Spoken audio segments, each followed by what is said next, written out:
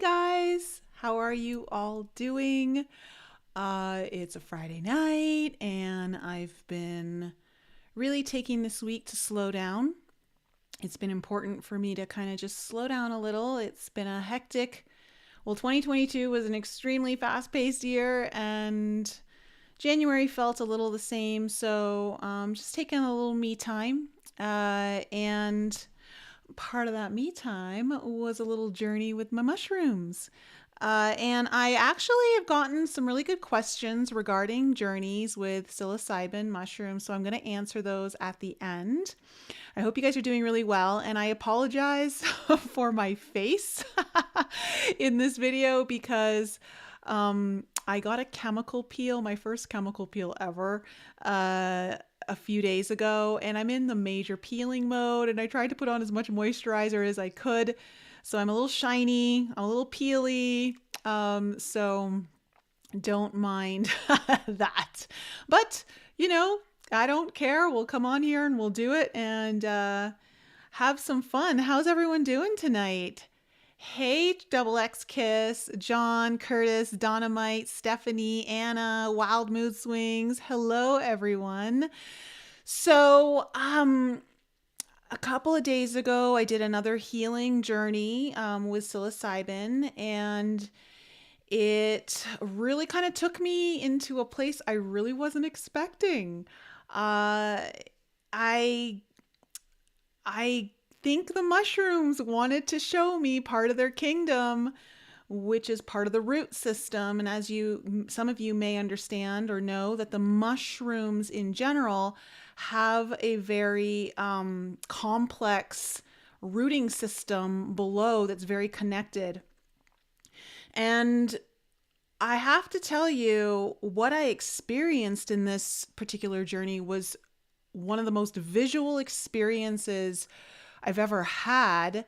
And the colors of this dimension, this reality, this world that I entered was like so vivid, so colorful, so vivid, so full of life. And the only way I know how to kind of describe it right now is think Smurfs meet Avatar, but it's all underground. It's all underground. And so what I felt was I was going through this induction ceremony. I was being inducted into the root kingdom, which was me crossing through another dimension to actually see this.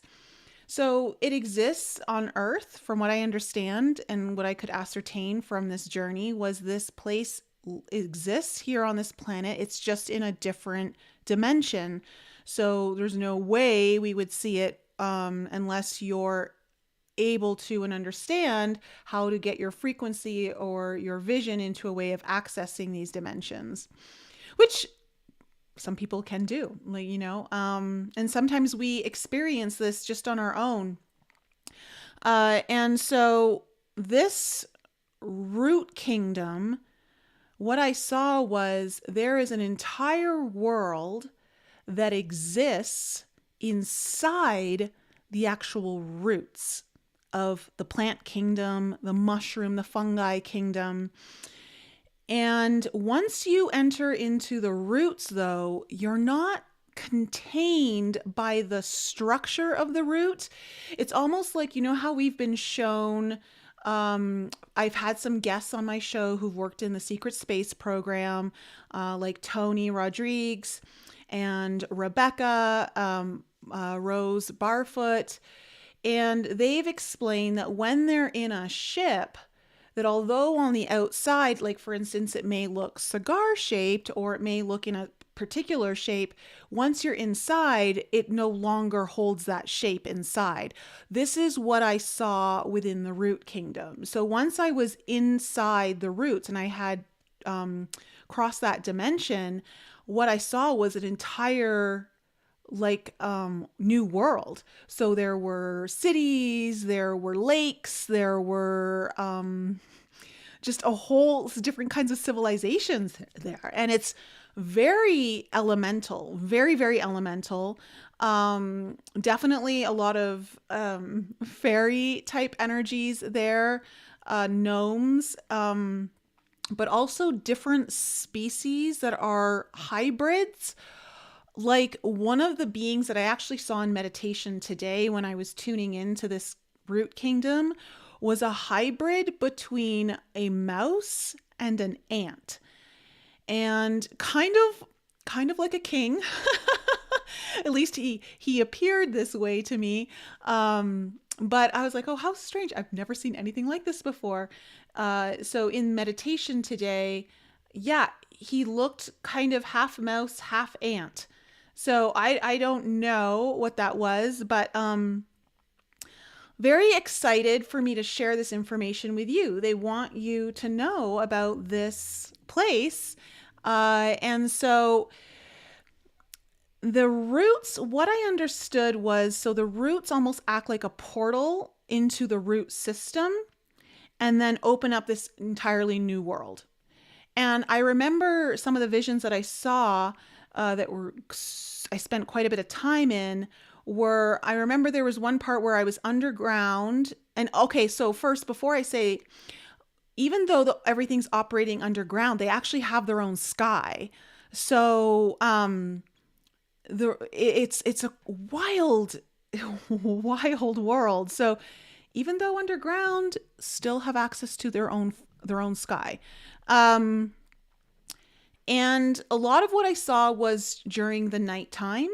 I didn't see daytime activities, which interesting. I wonder if there is daylight there. But I do remember being in the trunk of a tree below the ground and then seeing like spiral staircases. Well, not even spiral staircases. There were actually staircases that went along the outside of the inside of the tree that, and then opened up into an actual kingdom of roots that had a whole nother civilization. And there was a part of me that remembered this. I felt like it was not so new to me. And I believe that I've had a lifetime in this part, which has been told to me in an Akashic reading before, but I didn't know that it was like this. So I don't know if the two are related, but I got this sense that it may be. So either way, it felt familiar to me. And it's a very magical place. So what happened is I was brought to a lake under the stars, so to speak, they're stars. And there was a ceremony that was being performed on me. And it was about seeding my reality to help it root into this particular reality. So this is like one of the really big things that was super cool about crossing into this whole new world, was that it holds some sort of, for lack of a better word, magical power to assist you in rooting your wishes and your dreams into this particular reality, so you can utilize and tap into this kingdom. There were many beings working with me that were assisting to help seed my greatest desires and wishes into this now moment. And what I understood was that it was powering up the manifestation process, or the ability for this to come into this reality. So this was the main reason I was guided to share this information with you, so that you guys could tap into this in your meditations, maybe even in your dream world, to access this very elemental kingdom. This is where you can seed your dreams. And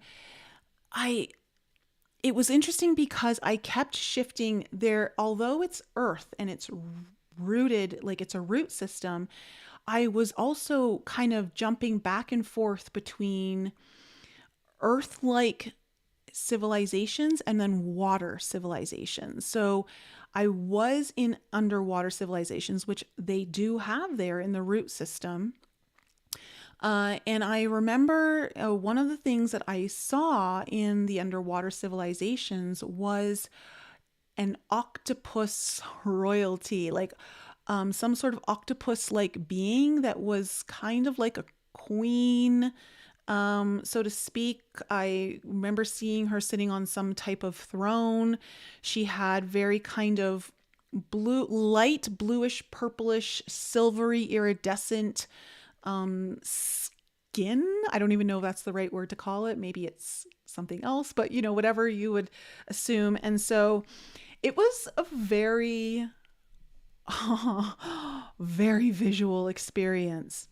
And so the message that I received here too was to allow you guys, or not allow you, but open you guys up to this kingdom and know that you can tap into it to ask for assistance in your own desires to manifest in this reality. They're willing to help you.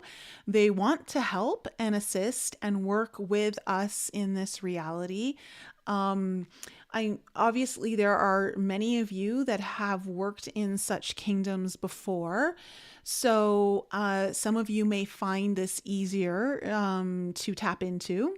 And I'm curious if any of you have tapped into this kingdom before. Has anyone heard of this or heard someone else speaking of it? I'd be curious to know if you guys in the live chat want to let me know, because this was definitely it was a mushroom kingdom, but also a root kingdom. So it was almost like the mushrooms themselves were opening me up to the root kingdom. It was like they were, for lack of a better word, granting me passage. But it was all plants and roots. So as we know, there's a lot of mythical stories and folklore around mushrooms and fairies and all the elemental worlds. So yeah, it's wild. So there was a lot of seeding happening, and it was a lot of kind of woodland type civilizations, but also it was very fantasy like. I don't know how else to describe it. Like, it's seriously like Avatar meets the Smurfs. It's wild, and there are places that actually light up. Like, it lights up in different colors and like light frequencies down there. So, okay, so how there's like that bioiridescence in the water, like in the ocean and different places. I don't know if any of you have seen that. When I lived in the islands, I remember we would go out in like around April, May, where the bioluminescent was very strong, and you go under you try to not go, I think, at the full moon because you want it darker, and you would see like it light up. And so it's very much like that, but in everything, not just in the water. So it's really, really cool. Okay, Stacy, what do you mean by elemental world, and how do we access help from these worlds? Okay, so elemental world is anything to do with like fairies, gnomes, dwarfs, anything along those lines is very elemental. So that's the elemental kingdom, as well as like crystals and things like that. It's very elemental. And accessing it would just be, you want to set your intention before going into meditation, or you could even do this before going to sleep at night to access it through your dream world. Oh, that's another interesting thing. I'll get to that in a second. You want to set an intention to receive passage into the root kingdom, to work with the elemental beings there, to help you seed and root your deepest wishes and desires. And you can see what comes up for you. I mean, you may want to call on this mouse slash ant like being that I saw. I don't have a name for him. It was a him kind of energy, a male energy or masculine energy, I should say. But there were a lot of different beings there, and I saw like it was just so magical. It's so magical. So setting an intention is always important. And know that you're and clear your energy and be make it very clear to your through your intention that you're coming into work in a peaceful manner. One of the things that happened as I was getting ready to go into this root kingdom right before was that I went through a process of going through almost every dream I had recently had, and also in the last 6 months. It was almost like a dream recall on steroids. I started like I was like, whoa, I've been here before. Oh my God, I've been here. I was just here like a few hours ago. Like, what's going on? And it was just constant dream recall of all the places my consciousness had just been before I entered into the root kingdom. So it was really wild to see that going on. I've never experienced that before in any of my journeys, where it was me kind of going through a time portal where like all time had kind of fallen away, but at the same time I'm being shown all the moments I had just visited, but they were all in this now, and I was accessing them now. I don't know if that makes sense. Let me see here. Dynamite. I had a lifetime that I was a little people in the Black Forest. I lived in a mushroom house. Oh, how cool. Okay, so let me get into some of the questions I was asked on my Telegram channel. And one of them was a really good one. And it was around kind of this idea of using plant medicine. Is it good? Is it bad? Should you use it? Should you not use it because you're using a substance outside of yourself? And I think, it's so important to understand that your intention and the level of consciousness that you meet anything that you're working with outside of yourself is of the utmost importance. For me, I've done a lot of this journeying for the last 25 years without any plant medicine. And so I've done a lot of work on my own. But one of the things for me personally, and this is my own journey, is to lean on others for help and to be able to accept help.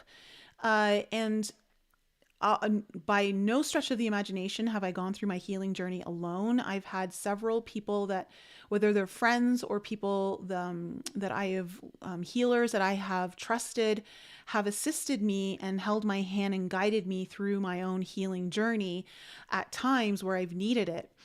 And I think that plant medicine can act like a guide and a healer or a friend who's holding your hand through the process and helping to show you where some of your blind spots may be.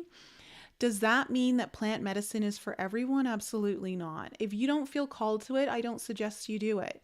For me, it's an interesting experience because I've done so much work on my own that now introducing this into my own healing journey it's kind of fun. I'm not going to lie. I actually have a lot of fun with it. I haven't had a bad journey at all or a bad trip. And I think it's because I think part of it is that I've done a lot of clearing of my shadows, but I also, when I do see something dark showing up in my journey, I remind myself that this is another aspect of me and to not be afraid. And it usually dissolves within seconds, if not, minutes. So, I think that you don't want to use it as a crutch where you need it, to access certain things. For me, I can access other places. For instance, I was shown my guide Niet in one of my past journeys, the feline being who's 14 feet tall. But I accessed her in a meditation alone without any psilocybin, and I was able to channel a message from her that was extremely powerful. And anyone who did the womb of activation knows how powerful that high frequency message was. So it's understanding that there's no shame in using something like this to help you. I just think it's important that your intentions are clear and that your level of consciousness that you're going into it with is at a certain frequency. Because let's face it, if you're going in with a lot of fear or a lot of lower levels of consciousness, you're likely to be met with that. Now, is that necessarily a bad thing? Not necessarily, but it could be traumatizing to you if you're not ready for it. And so those are like some big questions that you as an individual have to face on your own and really get clear about before you use anything like this. The next question I got asked was, how often do I journey? Well, obviously I just started this plant medicine journey in June of last year. First it was ayahuasca, and then I started using psilocybin. And I personally have found someone that I trust who produces a very high quality product. They're very much into healing themselves and energy work. And so I have found excellent success with their product. And I will sometimes go months without doing a journey. I did 2 last month, and then I let 5 weeks go by until I did this last one. It's just when I feel called. It's really whenever I feel it calling me, like it's time, that's when I personally will do it. So I think it really depends. I know I have a friend who he did a mushroom journey every Friday night for like a year, but it was intense healing for PTSD. And he was very familiar with how to use it and the whole healing process. And it was a very sacred experience for him. And that's what worked for him. And now he doesn't do it as often as that. He doesn't need to, but I think it really depends on you as an individual, and it's a choice you have to make for yourself. And if you're not sure exactly, like, ask people who are familiar with it and ask for guidance, because it's always good to have someone who's familiar with it to help guide you on that, at least for sure if it's your first time. How much do I take? So usually almost every time I've taken, I've used the strain Penis Envy, which is the strongest strain out there. It's the most coveted strain from what I understand, because it's so highly visual. It produces the most incredible visions, and it takes you into a very deep inner introspective spiritual journey to uncover a lot of things. So because it's a lot stronger than most mushrooms, I've stayed within the 2.25 grams. Now, that's what I've personally used and had a lot of success with. It's certainly a strong enough dose for me to surrender and bypass a lot of my own unconscious blocks. I also use lemon juice. I soak the mushrooms in the juice of 1 lemon for 20 minutes to help break down the what's it called that's in it? Whatever it is that the liver has to break down once it goes into your body, which can cause a lot of nausea for a lot of people, that gets bypassed through using the lemon juice. So I will soak them for 20 minutes in lemon juice and just kind of stir it every now and then. And I've had really great success with it. Now, I will say that usually I'll have a slight headache the next day from doing it. I think part of it is that my third eye has opened up so much. And it's nothing major, although I will say this past one, I did have a much stronger headache, and it started actually in the journey towards the end, and it was very strong. So I'm not really sure what happened there. But I mean, maybe it's because the visions were so strong. I've never had that strong of a vision quest before. So there's that to be aware of. I, however, have not had any nausea whatsoever. I think it's also important. So someone asked, any special ceremonial practice in how I set up for my journey? I think this is super important. This might be the most important question that was asked, in my opinion, in that I absolutely have a ceremonial practice that I'm currently in the process of solidifying. So I'm kind of finding my own ceremony process as I go and adding certain things, or maybe I haven't actually taken anything away. So it's more of like just kind of honing it for me. But what I'll do is prior to the day of ceremony, I will be checking in with myself. I may journal. I'll kind of get in touch with what is the most important thing for me to really address. What level of consciousness do I really need to go into this with? And really get clear about my intention. And I will actually, on the day of the journey, before I start, will use actual like cue cards like this. And I will write out at least one intention, if not a couple. There will always be a main intention, and then there might be a couple sub intentions like underneath it. But those intentions I keep beside me so that if I feel like I'm straying off course of where I intended my journey to go, or what I was wanting to get out of my journey, I will read the cue cards again. So it kind of helps prompt me back in, which kind of takes the place of a guide who can be there to ask you questions and to take you through it and to really help you go deeper.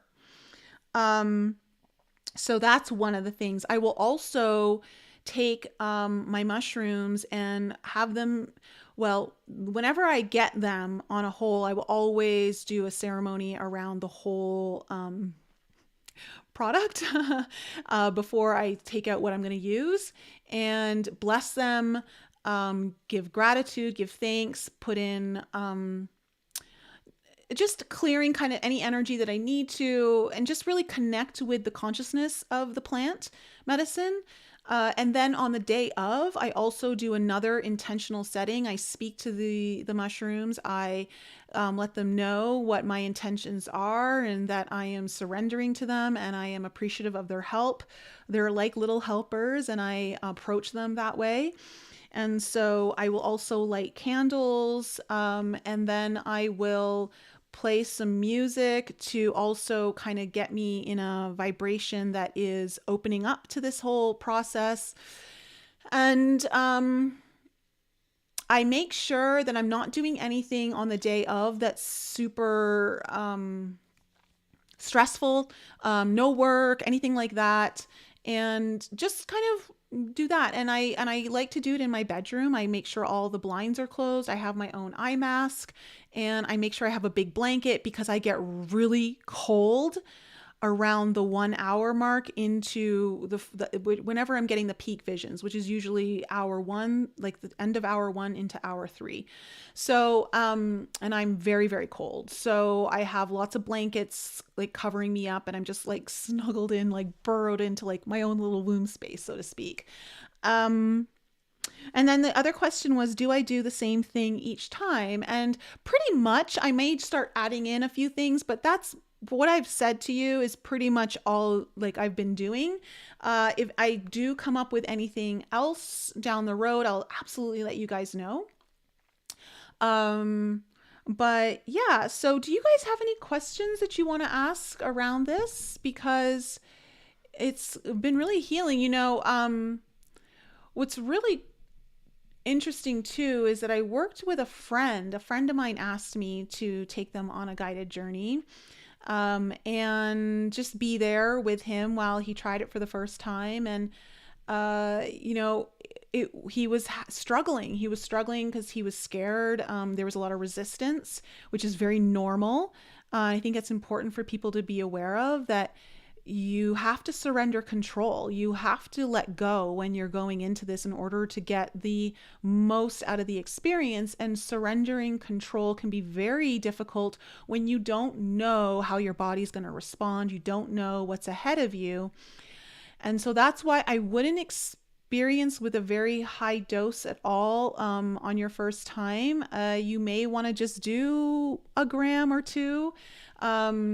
And something maybe less intense like penis envy. I do also have a strain called albino Burma, or Burma. Yeah, the albino Burma.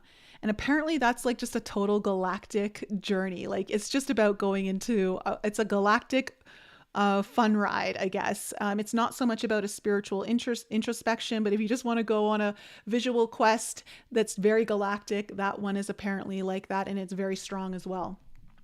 But he was struggling and he had some nausea, which I think was part of the fear of not being able to let go. And finally I was able to get him into a place that was more comfortable. Like we changed rooms where he was at.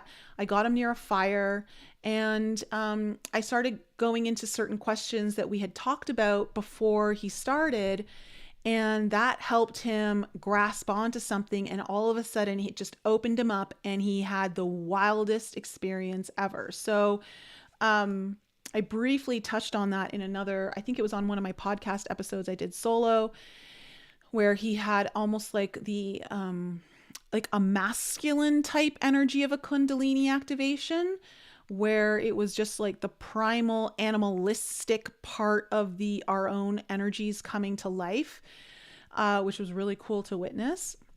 And so because of that, we went into some really deep cathartic healing. He had an extremely cathartic cry. I've never actually seen or heard a man cry like that before. So I was super honored for him to surrender into that and allow me to be there with him during that part of the journey. And that's the sort of stuff that can happen. And I will say that there could be moments very often where you may cry and be in deep cathartic release of emotions, sadness, shame, guilt, whatever it might be. There might be anger coming out, but then you could easily just go into laughter and giggles like at this, like almost instantly. And that's what I love about this particular plant medicine, because you get to experience the entire spectrum of emotions, which when we talk about the sacral chakra, which a lot of you who are in my alchemy program or have done the womb of activation understand how important the sacral chakra is to experiencing all of your emotions. When we're going through our childhood, a lot of us are shut down, usually by our parents, but also through other places like school or institutions, TV, just social programming in general, that it's only okay to have certain emotions and not other ones. And the sacral chakra is about feeling every emotion. And so what I love about the mushroom journey in particular is that it really opens you up to the full spectrum. So there's a major sacral chakra release that I think happens and opening when you're using this type of plant medicine. So let me see. Are there any other questions here? Leyland, what post-journey steps do you take to ground yourself after your exploration? Oh, good question, Leyland. So I eat a lot of protein. I'll eat protein or root vegetables, anything that's very grounding. I should have mentioned this too. Before I go in, I don't eat very much. I'll just have something very light. And then I'll have snacks that I can go for during my journey if I want. Like I in particularly love blueberries because they're like the explosion of flavor in my mouth is so yummy. I'm also on a butter and cracker kick right now, where it's like one of my favorite snacks. And so I might do that. I might have some nuts just as a snack. But I mean, really whatever like appeals to you, I'm sure is fine.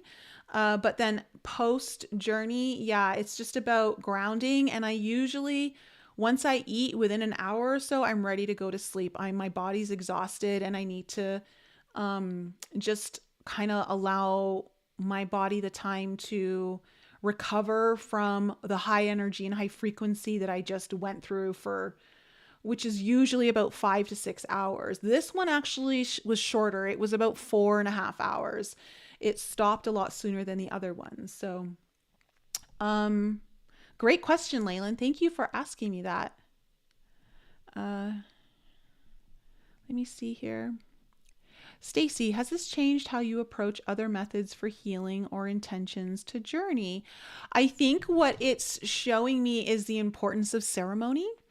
And something that I'm going to be working into a lot of my sessions eventually is an opening ceremony for everyone. So I think I'm starting to tap into the importance of ceremony, which was shown to me in this particular journey. There was a very strong, deep ceremonial summoning of energy that I witnessed in this particular journey. And so that's something I'd like to bring more into my practice, which will likely come very near in the future.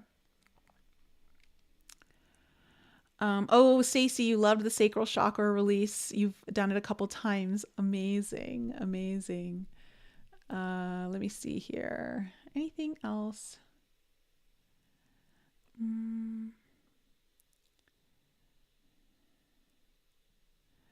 Clear yourself of fear and want, accept with love, and show your love to be invited and enjoy. Yeah, I think going in with love is the most important part. And also understanding that you do have to surrender. There has to be an element of you giving up control. It's almost like if you're going to go into hypnosis, you do have to trust that your hypnotherapist, is that? Or even if you're doing like QHHT, right? You have to let go. You have to surrender because you have to be able to fall into your deeper layers of the subconscious and unconscious mind to explore there. And in order to do that, we have to be able to let go. So there is a level of trust that gets brought up in these journeys. So if you're not ready for it, then it's not the time for you to do it. It is truly an incredible journey that teaches you so many things. Okay, so I think that's it. So, yeah, this root kingdom is wild. It's absolutely wild. I would highly suggest you guys try tapping into it. And if you do, please, in the comments below, let me know what you've experienced, what showed up for you. There is actually a card here that I want to read to you guys because it talks about this, the galactic kind of connection of the mushrooms. Let me see here. I can pull it up and read it for you. Galactic mushrooms, the divine matrix, the intricate complexity of life. You might have been thinking and acting like you were the only one in the dream creating your life. The galactic mushroom arrives as a playful yet potent reminder that you need to get with your higher power. The universal laws are not for your benefit only. The law of attraction does not exist just to serve up your desired outcome. And this was something that was absolutely highlighted in my experience, was really showing me how everything is connected. And I also saw how every being down there and plant life and everything was working together so harmoniously. Like there was such a deep harmony within everything working there. The matrix of consciousness, called Source or God, Spirit, and many other names, is intricately woven into life. There is so much complexity that the human mind cannot comprehend all the moving parts. It's impossible to see beyond what you already know, just as the head of a mushroom is clearly visible above the soil, but not the living biome below. The thread-like mycelium of fungi form vast, intricate networks underground, connecting different life forms with one another in a kind of internet of the plant kingdom. And that's exactly what I was experiencing. It was truly like an internet world in how everything was operating. Imagine the divine matrix serving the same way, connecting the individual consciousness with that of the divine. The galactic mushroom reminds you that your dreams and desires are heard, which this is so cool now that I'm reading it to you guys, because I haven't read it yet since my journey. Your dreams and desires are heard. And this is the whole point of the root kingdom, or not the whole point, but the whole point of why I'm sharing this with you, is that there is some sort of magical assistance that can really amplify your ability to manifest here. Whatever this is a call for faith and trust. Whatever intention you hold consistently with hope and faith first manifests in the unseen realms. Whether or not you can see it working on your behalf, eventually you see the evidence play out in the serendipitous events that work in your favor, seemingly outside of the law of cause and effect. Your most beautiful results are being birthed right now, not just for you, but for the highest good of all. And that's really crazy that I'm reading that, because what I experienced in this journey was very much about birthing something into this world. So definitely go in there with seeding your dreams and desires and your greatest wishes, and ask for the assistance in rooting those into this reality through this other dimension. Again, as some of you know, in the Womb of Activation, I took you through a meditation that was weaving your reality. And I showed you and taught you and guided you through a meditation on how to weave your reality through other dimensions. So you can use that process with the root kingdom and how to weave and pull threads through the dimensions into weaving the thread tapestry of this particular dimension, what you want to create. So really cool stuff. What deck is this? This is the Shaman's Dream Oracle. Alberto Villoldo and Colette Baron Reed. So, it's one of my favorite Oracle decks. I highly suggest getting it.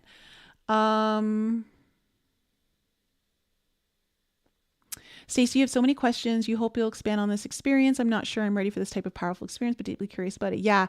Right now, if you're not ready for it, the best thing to do is just gather information and be curious and explore. And there may never come a time where you need to do it. But again, this is a very personal experience that you should only participate in if you truly feel called to it.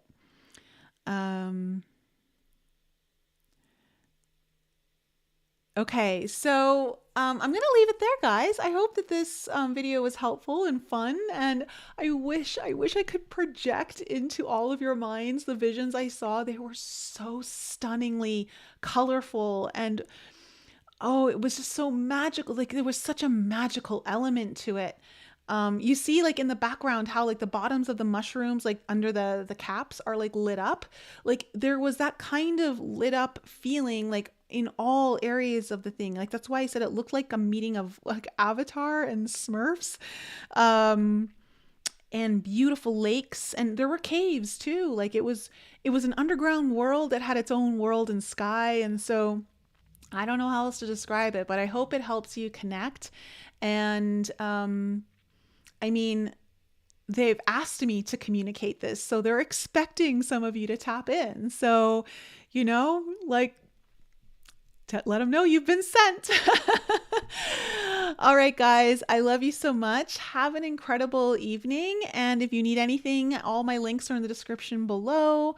I love you. Have an incredible night, and I'll see you guys really soon for podcast this Tuesday. You guys are going to love this one. I have a couple coming in that are going to be talking about scalar technology and quantum healing, and what we're in store for the 2023 year, the levels of consciousness that we're collectively going to be moving through.